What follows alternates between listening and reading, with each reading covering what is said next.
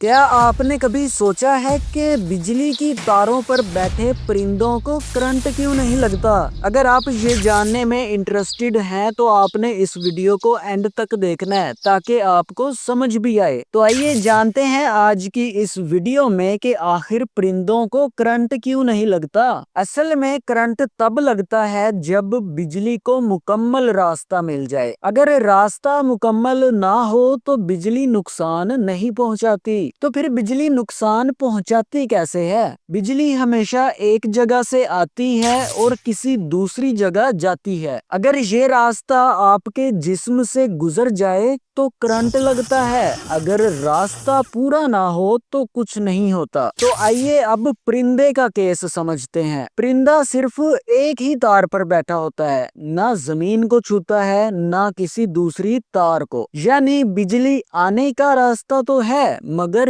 جانے کا راستہ نہیں، اس لیے بجلی پرندے کے جسم سے نہیں گزرتی۔ تو پرندہ ایسی کون سی غلطی کرے گا جس سے اسے کرنٹ لگ سکتا ہے؟ اگر پرندہ ایک ساتھ دو تاروں کو چھو لے یا تار کے ساتھ زمین کو بھی چھو لے تو بجلی کو راستہ مل جائے گا اور کرنٹ لگ سکتا ہے۔ پرندے اس لیے محفوظ رہتے ہیں کیونکہ بجلی کو مکمل راستہ نہیں ملتا۔ اب آپ کومنٹس میں یہ بتائیں کہ کیا آپ نے کبھی کسی ایسے پرندے کو دیکھا ہے جسے کرنٹ لگا ہو، اور اسے کرنٹ کیسے لگا؟ یہ آپ نے کومنٹ میں بتانا ہے۔ مزید ایسی انٹرسٹنگ ویڈیوز کے لیے چینل کو سبسکرائب کر لیں۔